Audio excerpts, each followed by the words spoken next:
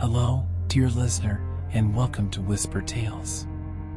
Tonight, beneath the quiet watch of the stars, I invite you to let go of the noise of the day and step into a story shrouded in mystery and wonder. Let your mind wander as we travel to a world not so different from our own, a world that changed in an instant, leaving humanity questioning everything it knew. Close your eyes, take a deep breath, and allow yourself to drift into the unknown. Tonight's tale is one of silence and whispers, of shadows that hung over the earth and the questions they brought with them. It is a story about what it means to face the unknown and what we discover when we do. If you enjoy these journeys, be sure to follow Whisper Tales for more stories of awe, mystery, and discovery.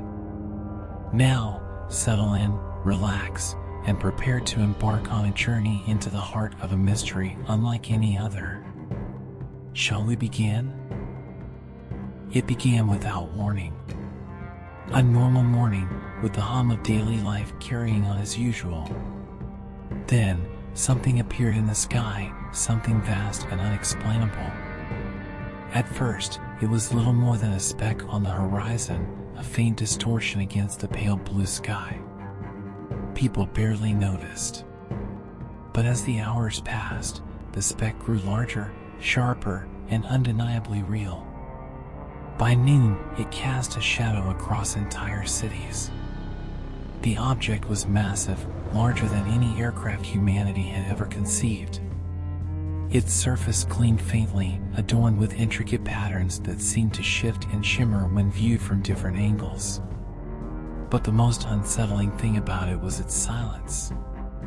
No engines, no broadcasts, no sign of motion. It simply hung there, suspended above the world like a quiet sentinel. And it wasn't alone.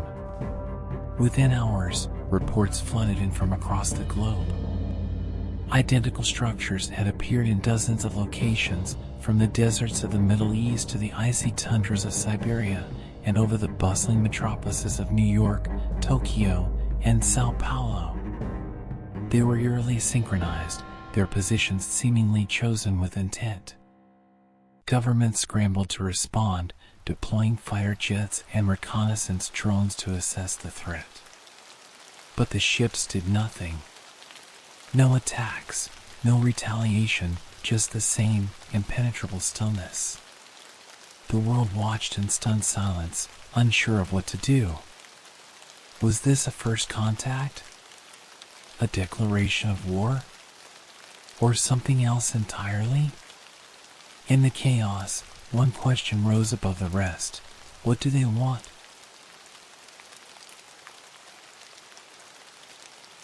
In the days following the arrival of the ships, humanity found itself gripped by an overwhelming mix of emotions. Fear was the most immediate. The ship's sheer size, their eerie stillness, and the unknown purpose behind their presence awakened primal anxieties. People whispered of invasions and annihilation, of unseen forces watching their every move. Crowds gathered in city squares, staring up at the silent giants that now dominated the skyline. Streets emptied in fear, then filled again with protests and vigils. Some prayed for protection, others demanded answers. Yet, amidst the fear, another emotion began to take hold: curiosity. Scientists were the first to approach the phenomenon with determination. Telescopes and radars locked onto the ships, measuring their size and composition. Experts speculated on their propulsion systems, their materials, their possible origins. Every tiny discovery, be it the reflective surface of the ships or faint electromagnetic readings, was treated as a breakthrough. For the spiritually inclined, the ships became a symbol of divine intervention. Some saw them as harbingers of the apocalypse, while others believed they were messengers of peace, sent to guide humanity toward enlightenment. Sermons and discussions filled places of worship as people sought meaning in the vast silence of the skies. And then, there were the hopeful. They imagined a future where the ships brought knowledge, technology, perhaps even a new era of cooperation between species. For them, the silence wasn't menacing, it was an invitation to communicate, to bridge the gap between worlds. But hope was fragile, shadowed by fear and uncertainty. The ships neither moved nor spoke, their silent presence a constant reminder of the unknown. Day after day, humanity waited, their questions unanswered, their imaginations running wild. The question lingered in every mind, whispered across every continent, why are they here?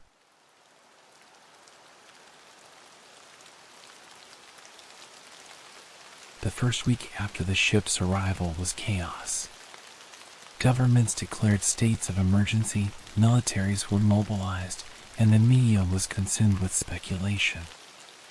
Yet, despite the initial panic, the ships remained still, their massive forms casting silent shadows over the earth.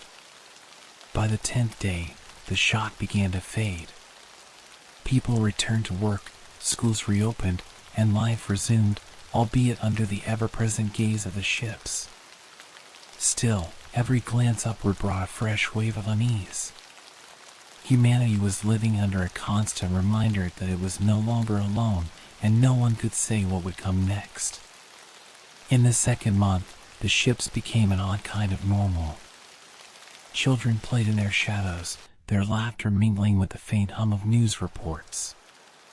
Some entrepreneurs even capitalized on the phenomenon, selling miniature models of the ships or offering alien experience tours to nearby observation points.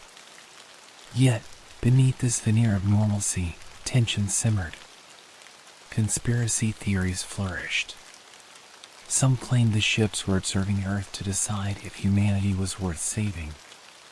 Others suggested the ships were harvesting resources invisibly or even infiltrating human systems with an unseen technology. Governments remained on edge. Satellites tracked the ships constantly, monitoring for the slightest change. Fighter jets patrolled the skies, though they kept their distance. Diplomats drafted contingency plans for contact, while generals prepared for war. As the 100th day approached, unease turned into impatience. The ship's silence had become almost unbearable, a pressure building with each passing moment. Across the globe, people demanded answers. Why won't they do anything? A news anchor asked during a primetime broadcast. Why are they just waiting? But in a small, cluttered workshop on the outskirts of a quiet town, Mira didn't see the ship's silence as passivity. To her, it was deliberate, purposeful. The ships weren't waiting without reason, they were listening. And the faint, rhythmic pulses she had begun to detect on her aging equipment suggested that they might already be speaking. It began as a faint hum, a ripple in the background noise that most people wouldn't have noticed. But for those monitoring the airwaves, it was unmistakable, a signal. The first detection came from a small observatory in South America. A technician, reviewing routine electromagnetic readings, froze when she noticed a repeating pattern hidden within the noise. She isolated the frequency, her heart racing as she realized it wasn't random. The signal pulsed in a steady rhythm, like a heartbeat. Within hours, similar reports flooded in from around the world. The signal was everywhere, permeating every frequency range. At first, it was dismissed as interference or feedback from the ship's mere presence. But as more data was gathered, it became clear that this wasn't noise. It was intentional. The signal wasn't loud, but it was persistent. It followed a distinct pattern, a series of pulses evenly spaced, punctuated by brief silences. Some scientists compared it to Morse code, while others likened it to prime number sequences, something universal, designed to be recognized by any intelligent species. Speculation erupted. Was this the ship's way of communicating? If so, why now, after months of silence. Was it a message? A warning? Or perhaps an invitation? Governments quickly classified much of the research, fearing public panic. But leaks were inevitable, and soon the signal was all anyone could talk about. Amateur radio enthusiasts began broadcasting their own responses, attempting to mimic the pattern. Social media was flooded with wild theories, ranging from hopeful proclamations of first contact to dire warnings of impending doom.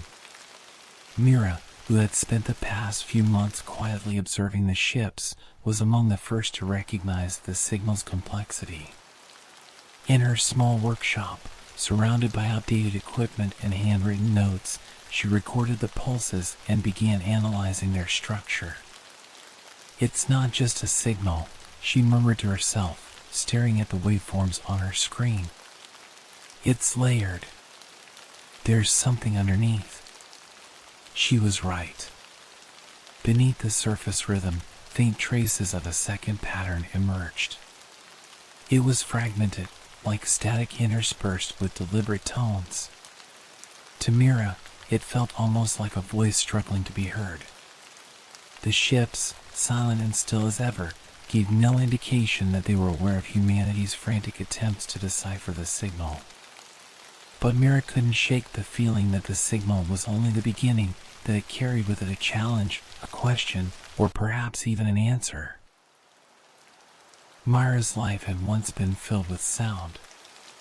As a radio engineer, frequencies, waves, and circuits had been her world. But after a fallout with her team, she had distanced herself from her work, retreating to a quiet life in a small town. Now, the silent ships hanging in the sky and their enigmatic signals were pulling her back into the life she thought she'd left behind. The first time Mira heard the signals, it felt like a calling. She dusted off her old equipment, repaired rusty antennas, and brought her aging recording devices back to life. Late at night, fueled by coffee and curiosity, she stared at the rhythmic patterns displayed on her screen. The pulses felt like a hidden language embedded in the silence. The signal wasn't simple. On the surface, it was a steady rhythm, a pattern that seemed almost mechanical. But beneath it, Mira detected something else, a complex, fragmented structure buried within the layers. It wasn't random. "This is communication," she whispered to herself. But for whom? She thought of her former colleagues. They wouldn't have overlooked something this intricate, she reasoned. They must have noticed it too. But Mira knew how slowly governments and large research groups operated. They would analyze every possibility, hesitate over every risk. The signals, however, felt urgent. There was a subtle fluctuation in the frequencies, as if the source was alive, trying to convey something or waiting for a response. As Mira worked through the data, a name resurfaced in her mind, Elias Cade. Once her mentor, later her adversary, Elias now led a prominent government project. Mira was certain he was studying these signals as well, but she didn't trust him. Still, the signals needed to be decoded. Mira decided she would work alone. Night after night, she delved deeper into the layers of the transmissions, uncovering hidden structures and patterns. Each revelation pulled her further into the mystery. The ships remained silent, but the signals carried a story. Mira was determined to uncover it. Little did she know, by probing these whispers from the sky, she might already have drawn the attention of the silent giants above.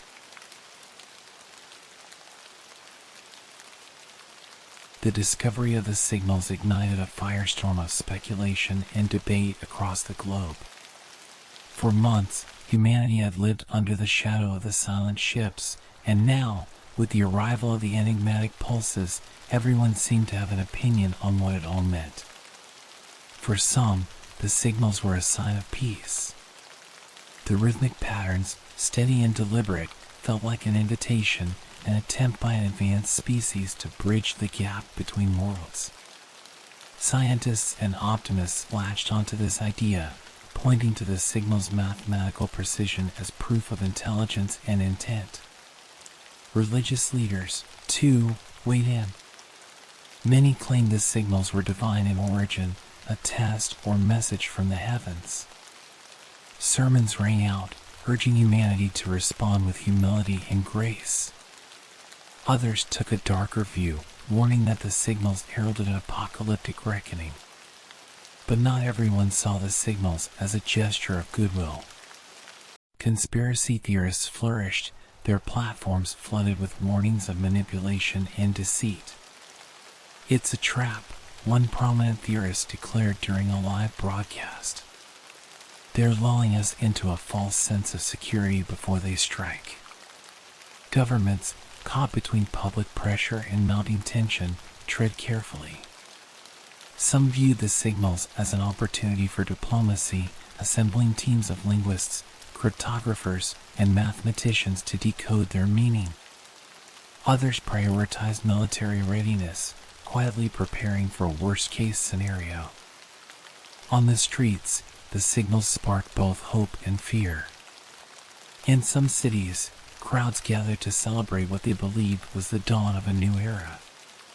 People lit lanterns, sang songs, and painted murals of the ships as symbols of unity. Elsewhere, protests erupted, with demonstrators demanding action or retribution. "You think they're here to help us?" one protester shouted during a televised rally. "They've been watching us for months, saying nothing. Now they whisper, and you think they're our friends?" Mira watched all of this unfold from the confines of her small workshop. To her, the signals were neither inherently good nor bad. They were simply deliberate. Their patterns, their layers, the subtle shifts she had begun to uncover, they all spoke of intention. But what that intention was remained maddeningly unclear. Her analysis, however, was gaining attention. In an online forum, she posted fragments of her findings, waveforms, decoded sequences, and theories about the signal structure. Within hours, her inbox was flooded with messages, some supportive, others scornful. One, however, stood out. It was from Elias. "You're seeing what we're seeing," the message read. "We need to talk." Mira stared at the screen, her stomach churning. The last thing she wanted was to confront Elias again. But if her findings and his aligned, it meant the signals weren't just noise. They were leading to something. And Mira knew she couldn't afford to ignore them. Mira had avoided Elias for years. Their last project together had ended in disaster, a mix of professional rivalry and personal betrayal that left scars on both sides. Yet here she was, standing outside a nondescript government lab, clutching a folder of her findings and cursing herself for agreeing to this meeting. The guard waved her through, and Elias was waiting just inside the door. He looked older than she remembered, his hair streaked with gray, but his sharp eyes hadn't dulled. He greeted her with a curt nod, gesturing her toward a conference room. "You didn't have to come," Elias said as they sat down. Mira shot him a pointed look. "You said you had something I needed to see." He slid a tablet across the table. On its screen was a familiar waveform, the signal, but overlaid with annotations and layers Mira hadn't seen before. "We've been tracking this for weeks," Elias said. "Your work confirms what we suspected. The signal isn't just a message, it's a framework. A structure hidden in the patterns." Myra's fingers hovered over the tablet as she absorbed the data. It was sophisticated, layered far beyond her own analysis. She hated to admit it, but Elias's team had resources she could only dream of. "I've identified a secondary layer," Mira said, pulling her own notes from her folder. "It's fragmented, but it's deliberate, almost reactive. Elias raised an eyebrow. Reactive? You think the signal is responding to us? I think it's watching us, Mira replied. Waiting for something.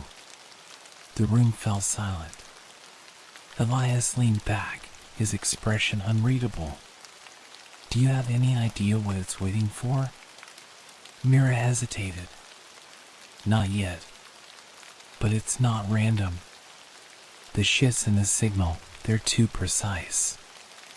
Like it's testing us, seeing how far we'll go to understand it. Elias's gaze lingered on her for a moment before he spoke. Then we need to go further. The uneasy truce between them was forged in that moment. They didn't trust each other, Mira doubted they ever would, but they both understood the stakes. The signals, the ships, the questions hanging in the sky, they were too big to ignore. Over the next few days, Mira and Elias worked side by side, sharing data and theories. Their dynamic was tense but productive, a careful dance of collaboration and guarded professionalism. I've run simulations based on your findings, Elias said one evening, handing Mira a printout. The signal's pattern changes when specific frequencies are introduced. It's almost like feedback. Mira studied the data, her brow furrowing. If that's true, then the signal isn't just a message, it's a dialogue. They're waiting for us to reply. Elias nodded. And if we don't? Then maybe they stop waiting, Mira said quietly. The weight of those words hung heavy between them. They had uncovered something extraordinary, but the risks of acting or not acting were impossible to ignore. As Mira packed up her notes that night, she glanced at Elias. What happens if we get this wrong? Elias didn't look up from his screen. We can't afford to. As the complexity of the signals unfolded, governments around the world found themselves at a crossroads. The presence of the ships was already a global crisis. Now, the signals added a layer of urgency that no nation could ignore. High-level meetings were held in secret, with scientists, military officials, and diplomats all scrambling to make sense of the data. The question dominating every discussion was simple yet impossible to answer. What do the ships want? Some nations took a cautious approach. They funded research initiatives, creating coalitions of cryptographers and linguists to decode the signals. Laboratories buzzed with activity, their scientists working tirelessly to untangle the web of rhythms and frequencies. These governments hoped to understand the ships before making a move, trusting that knowledge was the safest path forward. Other nations, however, interpreted the signals as a potential threat. Military forces were mobilized and defense budgets soared. Satellites and reconnaissance planes monitored the ships around the clock, scanning for any sign of aggression. War games were conducted in remote locations, preparing for a confrontation that many feared was inevitable. In some cases, the two approaches clashed. Diplomatic alliances strained under the weight of differing strategies. A coalition of smaller nations publicly advocated for transparency and peaceful communication, while superpowers guarded their findings, unwilling to share critical data. The global stage became a patchwork of secrecy, mistrust, and fragile cooperation. The public, meanwhile, was growing restless. Leaks from research teams fueled speculation and conspiracy theories. Some believed the signals were a countdown, a ticking clock heralding the ship's next move. Others saw them as an opportunity, a chance to prove humanity's worth to an advanced civilization. Protests erupted in cities worldwide. In one demonstration, banners read "Respond now," and "They're waiting for us." In another, crowds chanted "Defend Earth," and "We can't trust them." The division was stark, mirroring the debates behind closed doors. Mira and Elias watched the chaos unfold from the confines of their lab. Every day, new reports flooded in, some hopeful, others dire. But one stood out above the rest, a report claiming that a nation had attempted to transmit a response to the ships without consulting the global community. They sent something? Mira asked, her voice sharp. Elias nodded grimly. A basic binary sequence. They didn't even try to decode the signal first. Just noise. What happened? Nothing, Elias replied. No response. No change in the signal. Just silence. The incident only deepened the divide. Some argued that the silence meant the transmission had failed, that humanity needed to try harder. Others believed it was a warning, proof that the ships wouldn't tolerate reckless attempts at communication. Mira stared at the waveform on her screen, her mind racing. The signal was evolving, its layers shifting in subtle but deliberate ways. She couldn't shake the feeling that the ships were watching, evaluating every move. They're waiting for something specific, she said quietly. Not just noise. Something meaningful. But what that something was remained a mystery. And as the world teetered on the edge of hope and fear, Mira knew one thing for certain: humanity's next move would define its future. Mira sat hunched over her desk, surrounded by a forest of notes, graphs, and glowing monitors. The signal pulsed faintly in her headphones, its rhythmic beat steady but layered with an intricacy that seemed designed to elude comprehension. It's not just a message, she murmured, tracing the waveforms on her screen. It's alive. For weeks, she had been isolating components of the signal, peeling back its layers like the petals of a flower. At first, she had identified the surface rhythm, a steady pattern that repeated with mechanical precision. But beneath it, she had uncovered a secondary layer, fragmented and reactive, as though it were responding to external stimuli. Now, she was chasing a third layer, one so faint it seemed to flicker in and out of existence. It was buried deep within the signal, hidden beneath static and interference, but Mira was certain it was there. She adjusted the dials on her receiver, amplifying the faintest frequencies. The signal shifted slightly, the waveforms on her screen spiking in response. Her pulse quickened. You're hiding something, she whispered. Using an algorithm she had designed herself, Mira began isolating the fragments of the third layer. It was painstaking work, like piecing together a puzzle without knowing what the final image would look like. But as the fragments aligned, a pattern began to emerge, one that sent a chill down her spine. The pattern wasn't random. It was deliberate, mathematical, and eerily familiar. It echoed structures found in nature, the spirals of galaxies, the branching of trees, the curves of seashells. It was as if the signal was speaking a language not of words, but of shapes and connections, something universal and ancient. Mira recorded her findings, her thoughts racing. The signal wasn't just data. It was an invitation, a challenge, perhaps even a test. But for what purpose?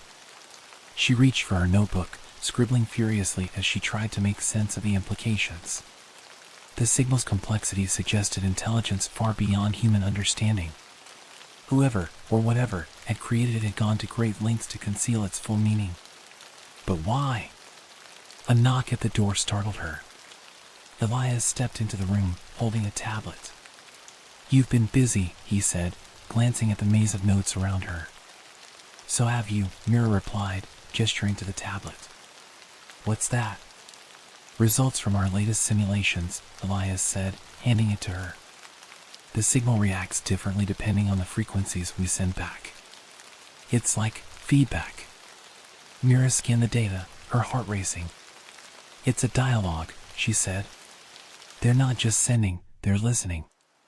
Waiting for us to respond. Elias nodded. The question is, what do they want us to say? Mira stared at the waveform on her monitor, the shifting patterns glowing softly in the darkened room. She didn't have the answer yet, but she was certain of one thing: the signal wasn't just communication. It was a mirror, reflecting humanity's curiosity, intelligence, and perhaps even its fears. And as the layers of the signal unfolded, Mira couldn't shake the feeling that they were running out of time to decipher its meaning.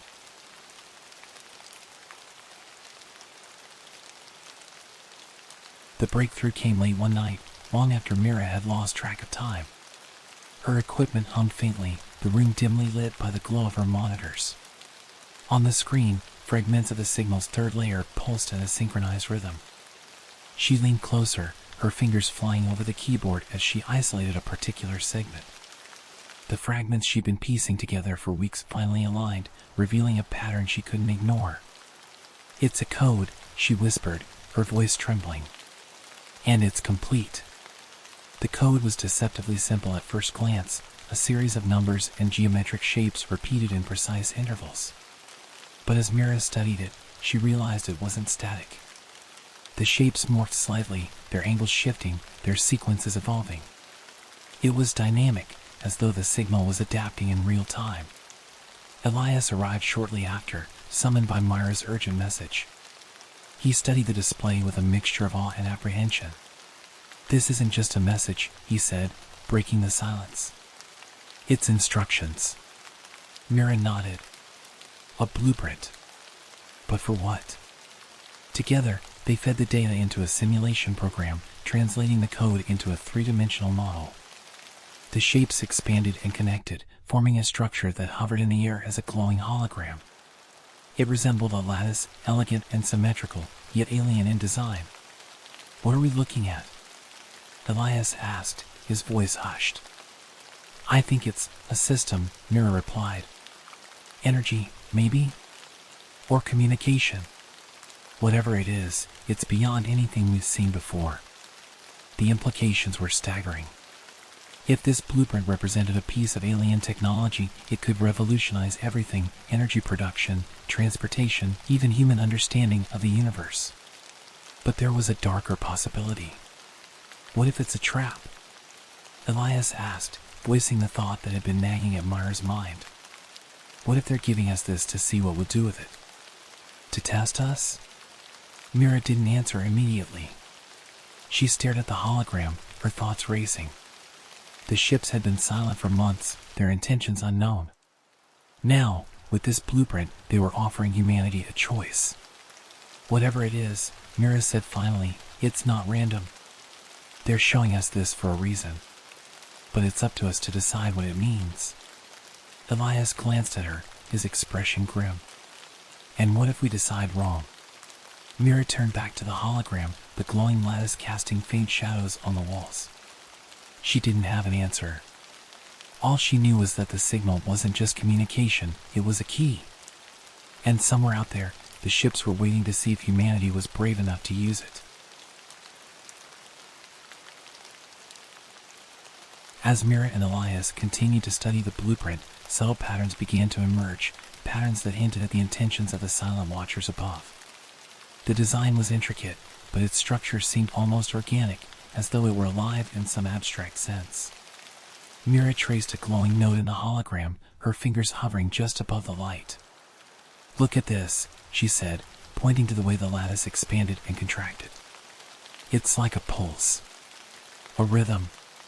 Elias studied the movement, his brow furrowed. "It's not just energy flow," he said. "It's coordinated, like a network. A system of interdependence." The realization struck them both at the same time. The blueprint wasn't just a machine, it was a model of connection. The nodes and pathways mirrored neural networks, ecosystems, even the structures of galaxies. It was a representation of balance and harmony, a concept that seemed to echo across scales both microscopic and cosmic. "They're showing us how they think," Mira said softly. Elias nodded. "And maybe how they live." The implications were staggering. The ships weren't just observers, they were teachers, offering humanity a glimpse into a way of being that transcended individual survival. The blueprint suggested a species that valued interconnectedness above all else, where every action resonated across the whole. But there was another layer to the message, one that carried a sense of urgency. As they analyzed the shifting patterns in the hologram, they noticed inconsistencies, flickers of instability that seemed deliberate, as if the blueprint were incomplete. "It's fractured," Elias said, adjusting the simulation. "These gaps, are they mistakes, or are they intentional?" Mira shook her head, her mind racing. "I don't think they're mistakes. I think they're warnings." "Warnings of what?" The question loomed over them like the ships in the sky. The blueprint seemed to suggest a test, a challenge to see if humanity could grasp the principles it represented. But the fractures hinted at something darker, consequences that Mira and Elias couldn't yet comprehend. As they worked late into the night, the signal pulsed faintly in the background, its rhythm steady and unyielding. Mira couldn't shake the feeling that time was running out. The ships were watching, waiting to see if humanity could rise to the challenge, or if it would falter under the weight of its own fears and divisions. "They're asking us to build this," Elias said finally, gesturing to the glowing lattice. "But they're also asking us to understand it. And if we don't..." Mira stared at the hologram, her voice barely above a whisper. "Then maybe we're not the ones they're waiting for." The discovery of the blueprint divided the world more than ever before. For some, it was a beacon of hope, an invitation from a civilization far more advanced than humanity's own. For others, it was a threat, a riddle designed to expose humanity's vulnerabilities. The question of how to proceed sparked intense debates across governments, scientific communities, and the general public. In one corner of the world, cautious optimism prevailed. Scientists, philosophers, and peace advocates rallied around the idea that the blueprint was a gift.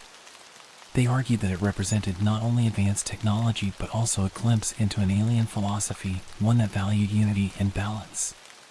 "This is an opportunity we can't afford to waste," said Dr. Ashwin Patel, a prominent physicist, during a televised address. "The blueprint could teach us more than we've ever known about the universe, about ourselves. But we must approach it with humility and cooperation." Elsewhere, fear took root. Military leaders and political hardliners warned against taking the blueprint at face value. To them, it was a Trojan horse, an alien trap designed to manipulate humanity into lowering its defenses. "What if this is a test of obedience?" demanded General Evangeline Rhodes during an emergency summit. "What if they're waiting for us to build this thing so they can use it against us? We can't let curiosity blind us to the dangers." On the streets, the division was palpable. Protests erupted in major cities, with demonstrators on both sides clashing in front of government buildings and research facilities. Some carried banners that read "Build the Future," while others shouted "Protect Earth at all costs." Mira and Elias watched the chaos unfold from their lab, their screens filled with news feeds and live footage. The pressure to act, or not act, was growing unbearable. Governments around the world were demanding results, pushing their scientists to decipher the blueprint's purpose before making a decision. "We don't have time for this," Mira muttered, pacing the room. "Every day we spend debating, the signal keeps evolving. What if we miss something crucial?" Elias leaned against the desk, his expression weary. "You're not wrong. But we can't rush this.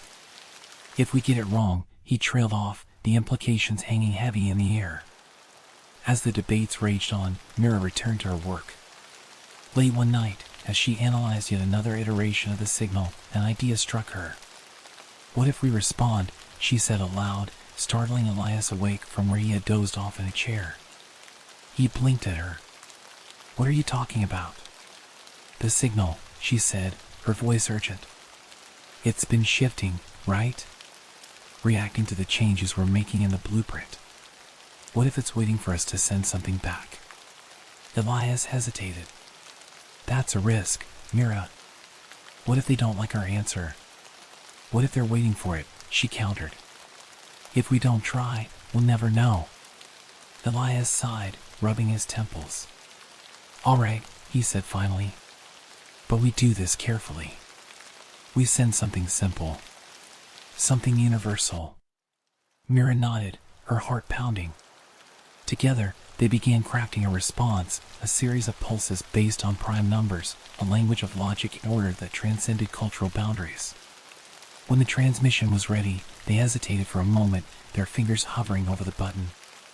"This could change everything," Elias said quietly. "Or nothing at all," Mira replied. Then she pressed the button. The response was sent. Now, all they could do was wait.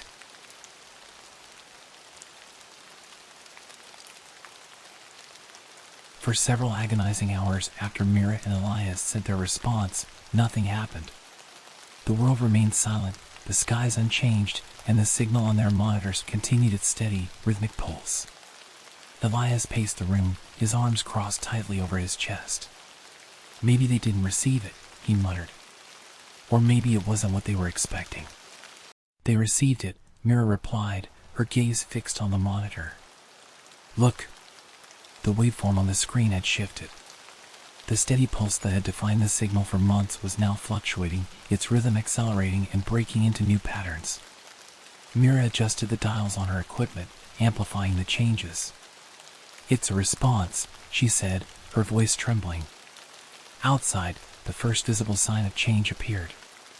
One of the ships, the massive structure hovering above the desert construction site, began to move. It tilted slightly, its sleek surface shimmering in the light, and emitted a low, resonant hum. Around the globe, similar movements followed. The ships, which had remained perfectly still for months, now seemed to acknowledge the message. They adjusted their positions, aligning in a formation that spanned continents and oceans.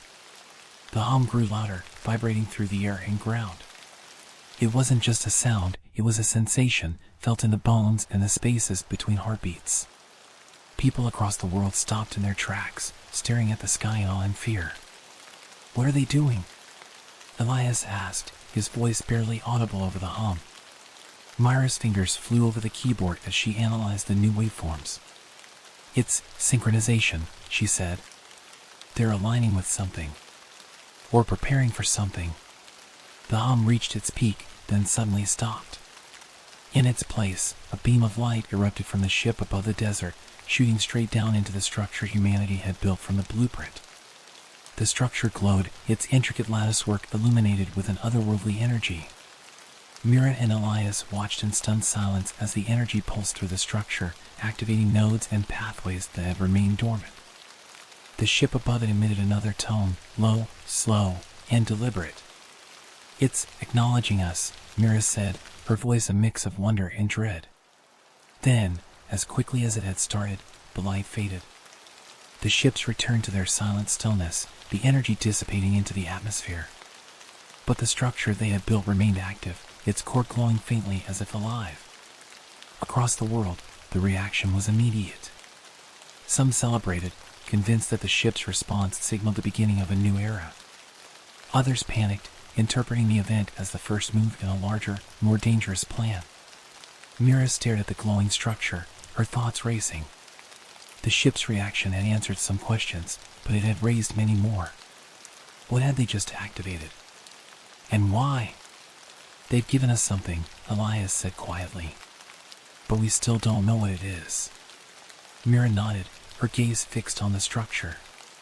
"We need to find out. Fast."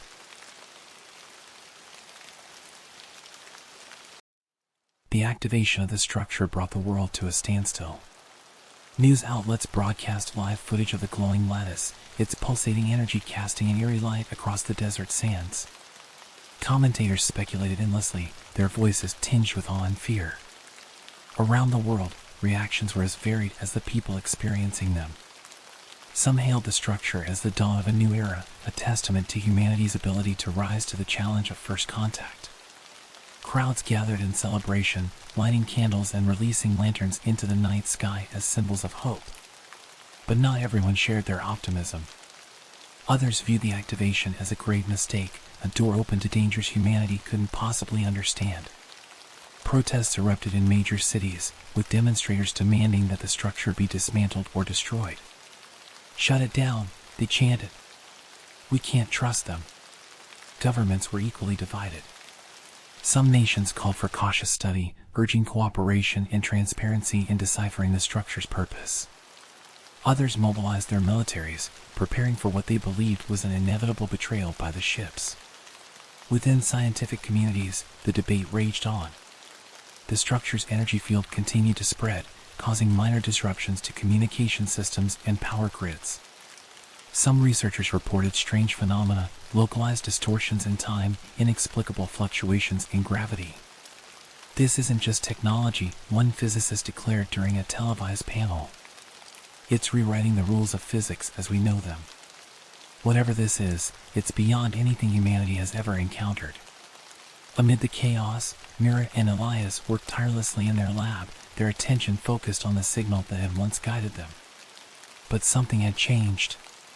The signal, which had remained steady for so long, was now evolving rapidly, its patterns shifting in ways Mira could barely keep up with.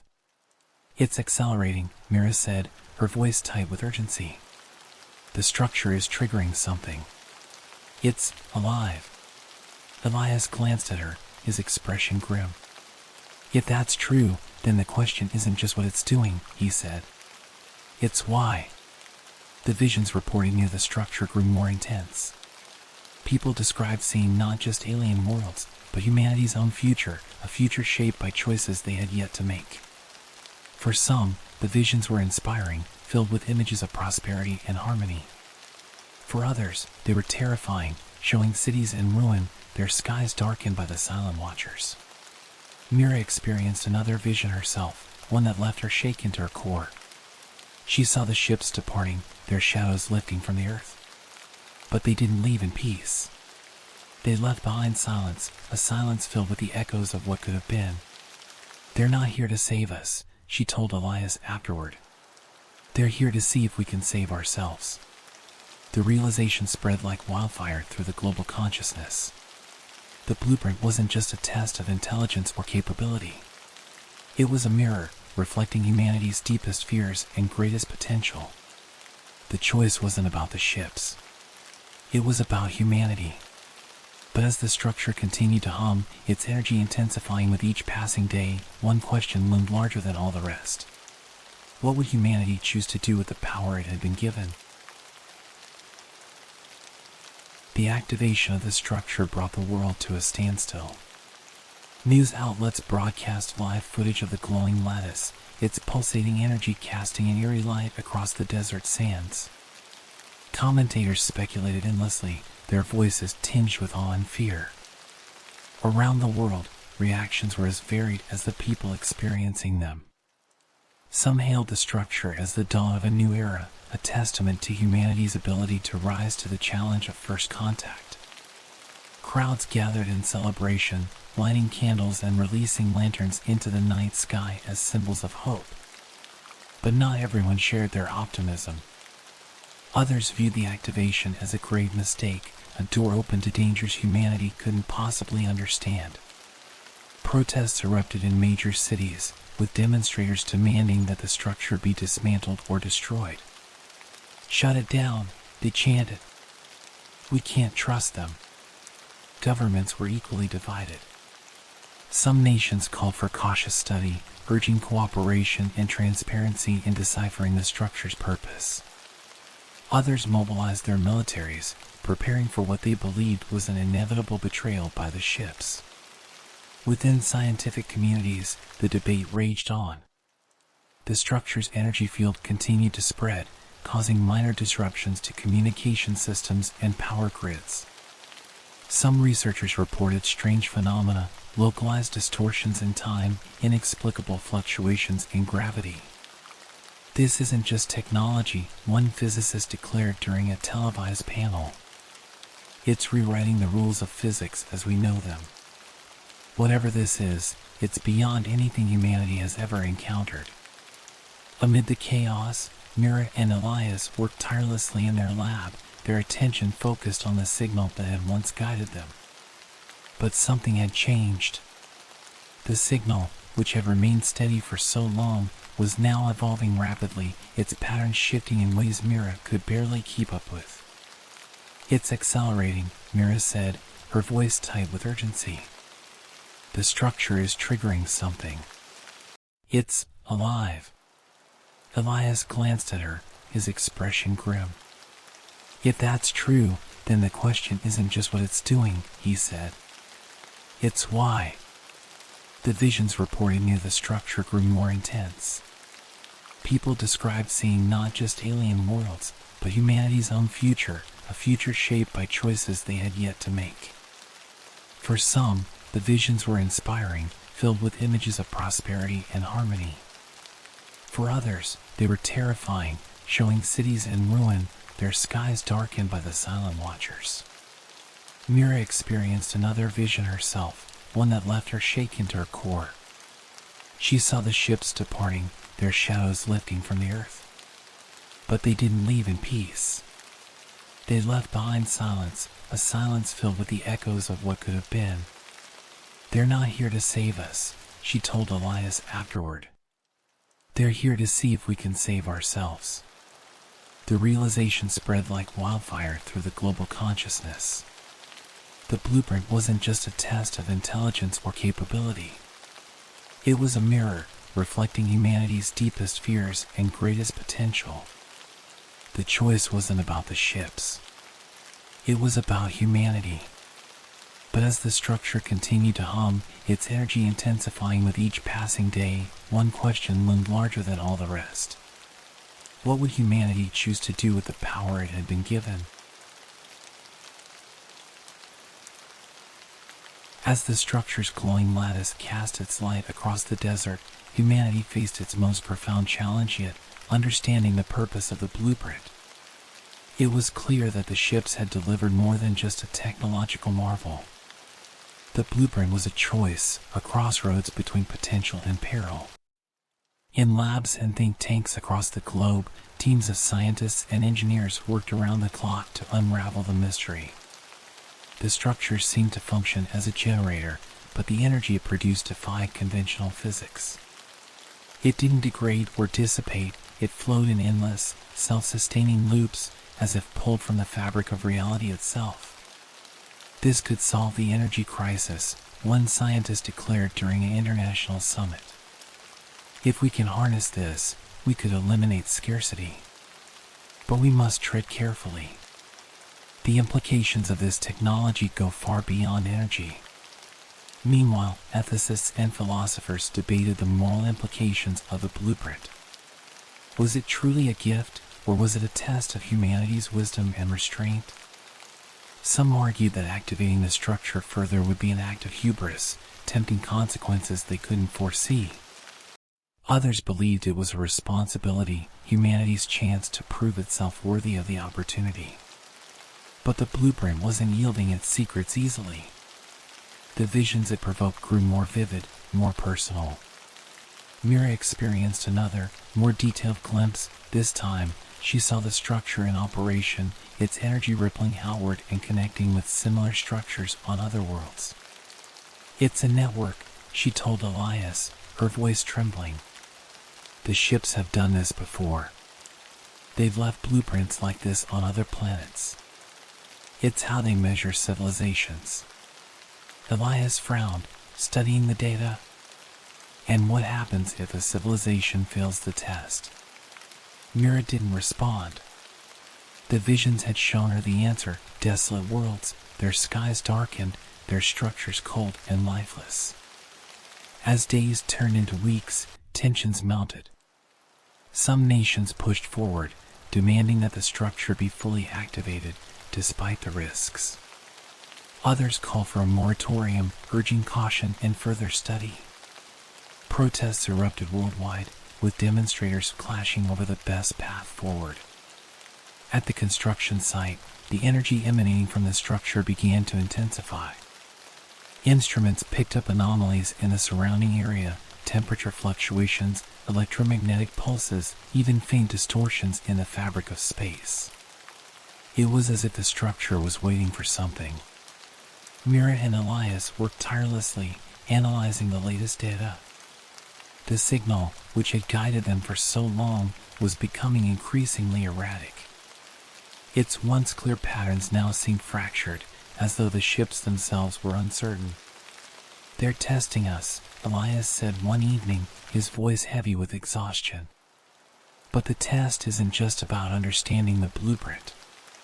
It's about how we handle it." Mira nodded, her gaze fixed on the glowing lattice outside the window. They're not just watching what we build. They're watching what we choose to become. As the structure pulsed with an almost sentient rhythm, Mira felt the weight of humanity's decision pressing down on her. The blueprint was a mirror, reflecting not just humanity's capabilities, but its values, its fears, and its hopes. The question was no longer what the ships wanted. The question was what humanity wanted to prove.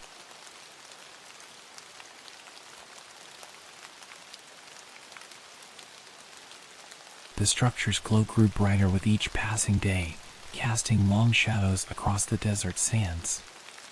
The hum emanating from its core deepened, resonating in the hearts of those nearby. It was as if the structure itself was alive, waiting for humanity to decide its fate. Mira and Elias stood at the edge of the site, their gazes fixed on the latticework of light and energy. The air around them felt charged, as though the world itself held its breath. "They're watching," Mira said softly. "Not just the ships, but whatever they represent. They're measuring us." Elias nodded, his expression grim. "And we're running out of time." The visions had grown stronger, more vivid. People across the globe described seeing the same images, worlds thriving in harmony, their inhabitants united by the principles encoded in the blueprint. But there were also darker visions, desolate planets, their skies empty, their cities crumbling under the weight of failure. Mira knew what the ships were asking of humanity. The blueprint wasn't just a test of intelligence or technological capability. It was a reflection of humanity's values, its ability to cooperate, and its willingness to embrace the unknown. The fractures in the blueprint weren't flaws, they were choices, pathways humanity could follow or abandon. In an emergency summit broadcast to the world, leaders from every nation debated what to do. Some argued for activating the structure fully, believing it to be humanity's best chance at advancement. Others urged caution, warning that the risks were too great, the consequences unknowable. "We have to choose," Mira said, addressing the summit via a live feed. Her voice was steady, but her heart raced. The blueprint isn't just a test of what we can do. It's a test of who we are. If we act out of fear, we fail. If we act out of greed, we fail. But if we act together, with purpose and humility, we might just prove ourselves worthy. Her words sparked a wave of reflection. Across the globe, people turned their eyes to the ships, their silent watchers. For months, these vessels had loomed over humanity, their intentions a mystery. Now, their presence felt less like a threat and more like an invitation, an opportunity to step into the unknown. The final decision came at dawn. With the world watching, a coalition of nations authorized the activation of the structure. Mira and Elias stood at the console, their fingers poised over the controls. "Are we ready for this?" Elias asked, his voice barely above a whisper.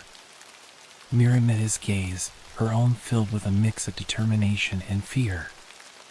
"We have to be." She pressed the button. The structure responded instantly.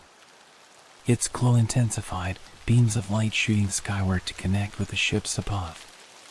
The hum rose into a symphony of frequencies, each note resonating with an almost otherworldly harmony. Then, silence. For a moment, the world seemed to hold its breath. And then the ships began to move. They aligned themselves in perfect symmetry, their positions forming a vast network across the globe.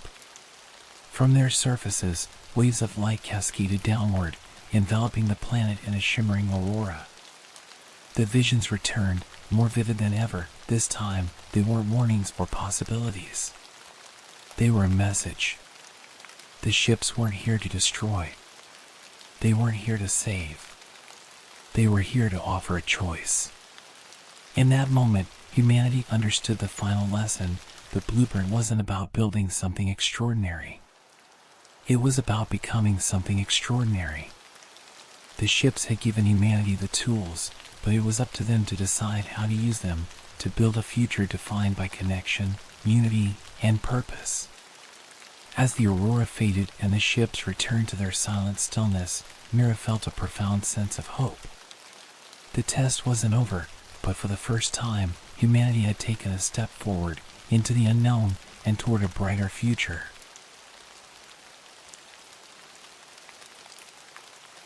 As the ships returned to their silent vigil, their faint glow now intertwined with the lattice of light spread across the world, humanity began to reflect on what had transpired.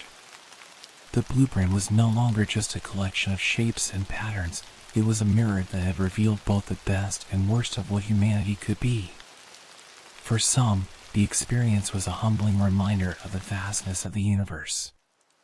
Religious leaders spoke of the ships as messengers of unity, sent to guide humanity toward a higher purpose.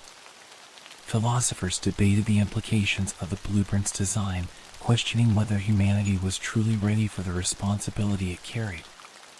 In the scientific community, the revelations sparked a golden age of exploration. Researchers studied the structure's energy fields, which now radiated stability and harmony.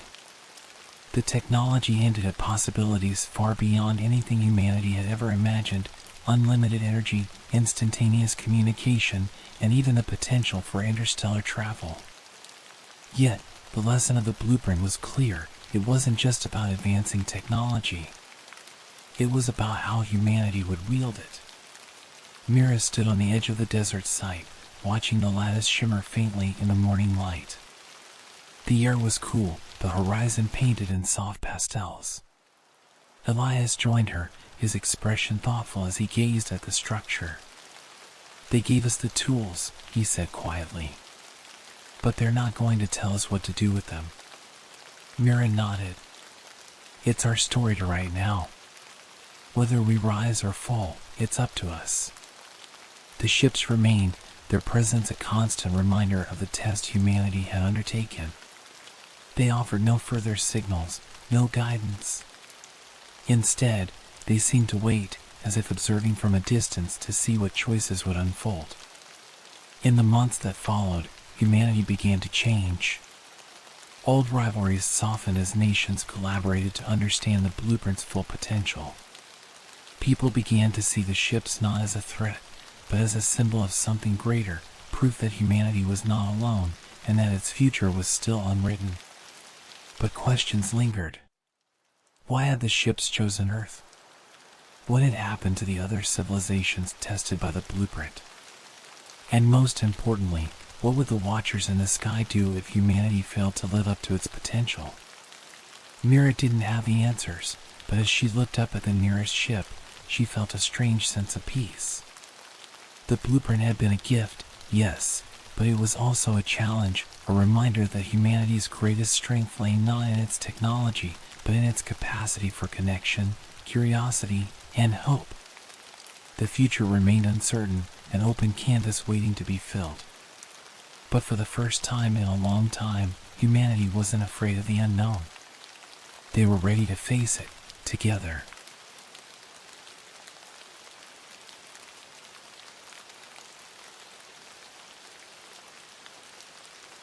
The ships remained where they had been for months, their colossal forms silhouetted against the stars. Yet, after all that had transpired, the signals, the blueprint, the visions, they seemed somehow different. They were no longer just ominous shapes in the sky. To humanity, they had become symbols of both hope and responsibility. In the quiet of the desert, the glowing structure stood as a testament to the choices humanity had made. Its light pulsed softly, echoing the rhythms of the blueprint's design. Scientists continued to study its mysteries, but no further changes occurred. It was as if the structure, like the ships, was waiting. Mira stood beneath the ship closest to the desert site, the vastness of its shadow stretching far into the horizon. She had spent countless hours studying the signals, unraveling their layers, and deciphering their meanings.